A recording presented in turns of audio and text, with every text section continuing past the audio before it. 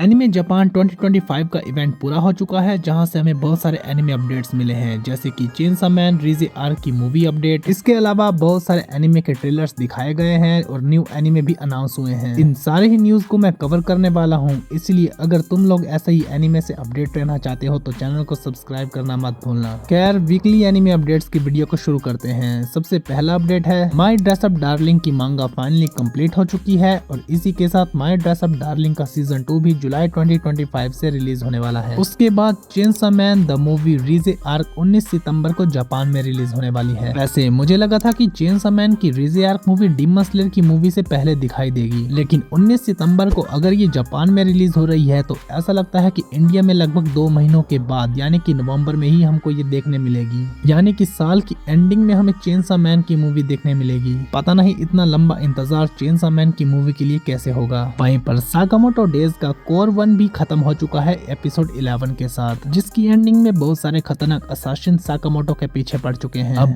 Sakamoto days का part 2 release होगा जुलाई 2025 में। इस साल का समर सीजन सचमुच काफी ज्यादा हॉट होने वाला है, क्योंकि अब Sakamoto days, Dandadan, Kaiju number 8 इतने सारे top tier anime summer season में रिलीज होने वाले हैं। कमेंट करके बताओ कि समर के कौन से एनिमे के लिए तुम ज्यादा एक्साइटेड हो। I got a cheat skill in another world and become unrivalled in the real world का एनिमे तुम लोगों को याद ही होगा, जिसका सीजन 2 तो ऑलरेडी अनाउंस है, लेकिन उस बारे में अभी तक कोई अपडेट नहीं है। लेकिन अब फाइनली हमें इसका स्पेशल एपिसोड अनाउंस किया गया है। अब देखते हैं कि इस एनिमे का ये स्पेशल एपिसोड क्या होता है। वैसे क्या तुम लोगों को चेन सोल्जर का सीजन 1 याद है? पहले मुझे लगा था कि इसका सीजन 2 2025 में कभी रिलीज होगा, लेकिन अब फाइनली कंफर्मेशन आ चुकी है कि ये जनवरी 2026 से रिलीज होगा। जनवरी 2026 से नहीं, मतलब साल 2026 में कभी भी रिलीज हो सकता है। जनवरी 2026 तो चाहता हूँ कि मैं इसी टाइम पर रिलीज हो जाए, क्योंकि कौन ही इतना लंबा इंतजार करना चाहेगा। बाकी वन पीस एनिमे में 6 महीनों के बाद लौटने वाला है, जिसका एग हेड पार्ट 2 रिलीज होने वाला है 5 अप्रैल से। कमेंट करके बताओ कि वन पीस के इस एपिसोड के लिए तुम कितने ज्यादा एक्साइटेड हो। और classroom of the elite season 4 का एनिमे भी रिवील किया गया है, जिसका हमें पहला टीजर ट्रेलर दिखाया गया है। इस सीजन में हमें second year arc first semester को दिखाया जाएगा।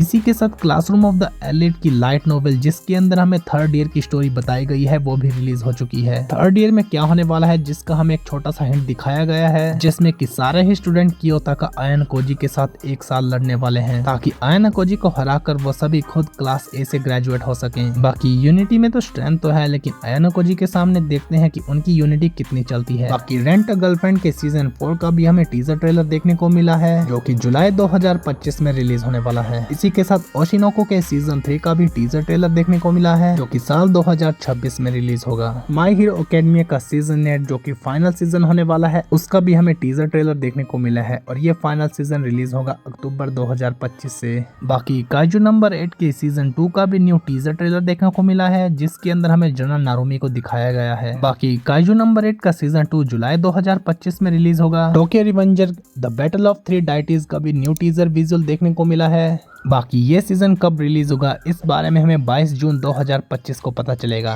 क्योंकि इस दिन टोक्यो रिवेंजर्स की 5 ईयर एनिवर्सरी पूरी होने वाली है। अब बात करते हैं उन न्यू एनिमे की, जो कि एनिमे जापान 2025 में अनाउंस हुए हैं। तो ये एनिमे है city the animation, bullet bullet, rascal does not dream of Santa Claus, Moonrise, mobile suit Gundam और आखिरी में फायर फोर्स सीजन 3। कमेंट करके बताओ कि तुम लोगों ने इन सारे ही एनिमे में किसके बारे में सुना है या फिर देखा है। अब बात करते हैं peak anime of the season की, यानी कि सोलो लेवलिंग सीजन 2 की, जिसका जेजू आइलैंड आर्क लगभग खत्म होने वाला है। जिनवू वर्सेस बेरू की फाइट सबसे ज्यादा धमाकेदार फाइट बन चुकी है। इस एपिसोड ने रिलीज होते ही 100 के लाइक्स को लगभग 1 घंटे में ही पूरा कर दिया है, जो कि अब नया रिकॉर्ड बन चुका है। बाकी ये एपिसोड पूरे क्रंची रोल का मोस्ट लाइक्ड एपिसोड बन चुका है, और एक रिकॉर्ड है जिसे कि सोलो लेवलिंग ने अपने नाम किया है, वो है मोस्ट लाइक्ड एपिसोड और मोस्ट डिसलाइक्ड एपिसोड का। पूरे क्रंचीरोल में ये अवार्ड सोलो लेवलिंग को ही जाता है। बाकी नेक्स्ट वीक हमें सोलो लेवलिंग का फाइनल एपिसोड 13 देखने को मिलेगा, जिसके बाद मोस्ट प्रोबेबली सोलो लेवलिंग के सीजन 3 की भी अनाउंसमेंट आने वाली है, जिसमें कि हमें मोस्ट प्रोबेबली मोनाक्स का भी हिंट दिया जाएगा। खैर, बाकी कमेंट करके बताओ कि सोलो लेवलिंग और साकामोटो डेज के अलावा तुम्हें इस सीजन और कौन सा एनिमे ज्यादा पसंद आया। अब बात करते हैं top 10 anime of the week की, जिसके अंदर नंबर 1 पर है